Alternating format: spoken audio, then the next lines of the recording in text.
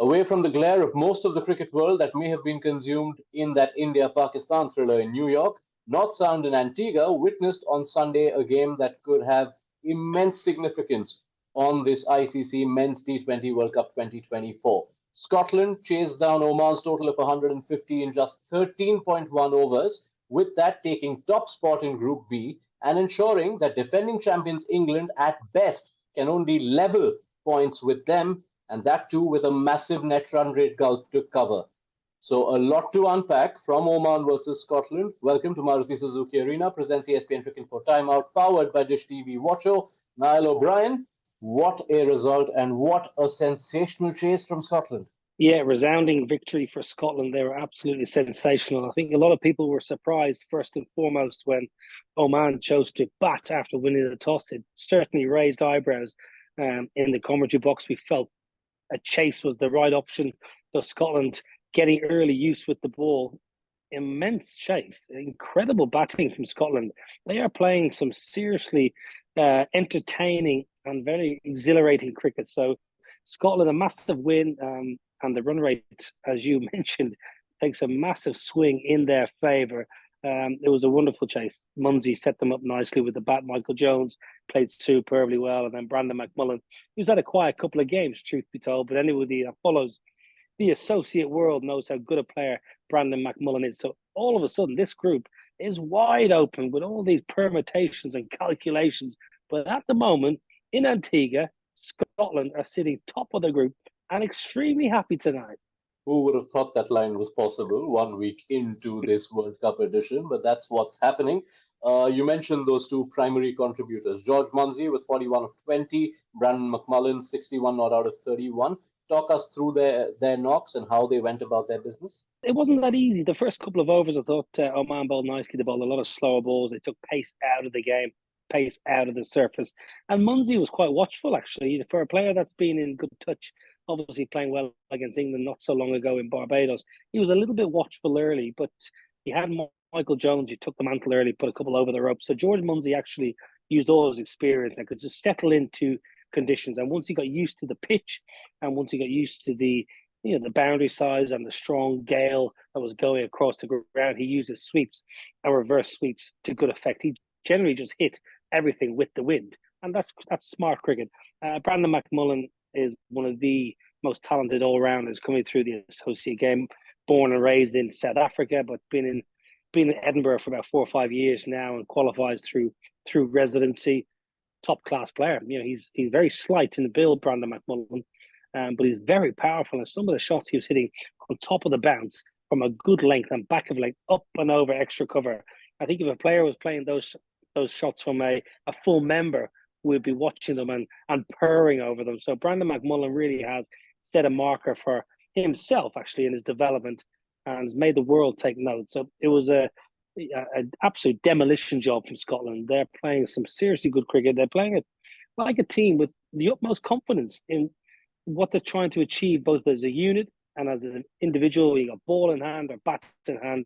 They're always tigerish in the field. They weren't actually as good today in the field as they normally are, but they've been making good progress, Scotland, for a number of years. We saw that in the last World Cup in Australia. They played some good cricket. Probably should have qualified, truth be told, only for a partnership between George Dockrell and Curtis Camphor down at the Bellerive Oval, Blunston Oval in Hobart. So these guys mean business, and they've come into this tournament not to make up the numbers. They want to get through this first phase and make some big headlines, and they've got a good coach, Doug Watson, who's in charge on a full-time capacity now. He was the interim coach. The player that delighted to have him full-time, and maybe this is Scotland's time to shine. Yeah, and the evidence of that intent is clear when you look at their 3 batting performances. 90 for no loss in 10 against England in that washout, a competent chase against Namibia, and now this. How impressed have you been by Scotland as a batting unit on the whole? Yeah, very, very impressed. And, they've always had very useful seamers. Brad Wills is a good bowler, Chris Soule, but now their batting is starting to gel. For George Munsey, he's got someone up front who can complement him.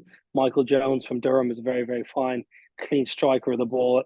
And the likes of McMullen, he's the kind of next cab off the rank, as you were. And the captain himself, Richie Barrington's a top class player, as he showed in the run chase in Barbados a couple of days ago. But probably the biggest star is Michael Leask, who played superbly well in Barbados. He's a 6-hitting machine. So, for the first time, I think in a long time, Scotland have all been well drilled, well organised, and that's not to downplay their skill or ability.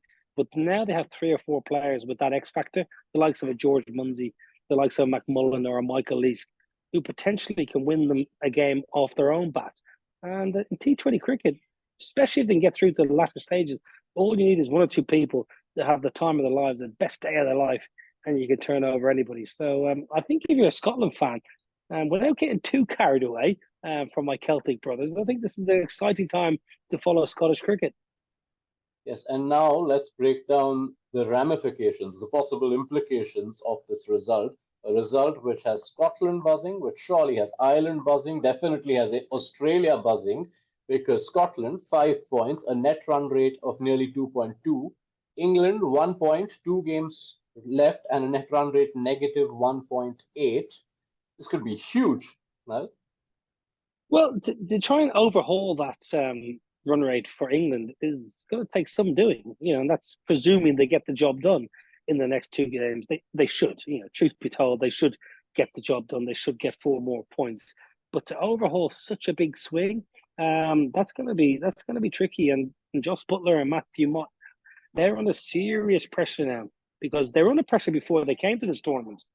Both as a captain and as a coach, there's lots of red flags already. Even after one completed game in the World Cup, the washout, that wouldn't have been a foregone conclusion against Scotland. But they were pumped by Australia. They were outclassed, bat, ball, field, technically, tactically. So now there's a lot of media scrutiny over this England side and the decision-making, selection. No Reece Topley. They went with Wood and they went with Archer and Chris Jordan. But Reece Topley, you listen to the English experts before the game, before ball, not hindsight.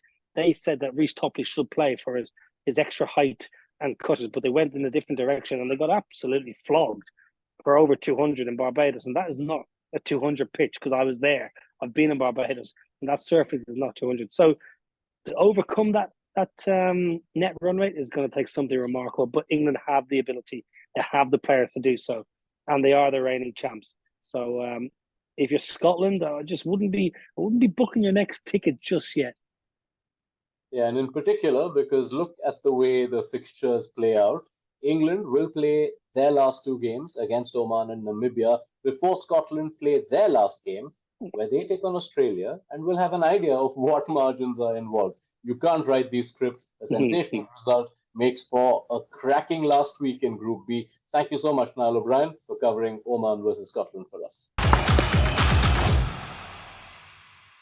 Introducing the epic new Swift. Time to go swifting. Watcho app पे देखो एक OTT के दाम पे सारे OTT शान से। Watch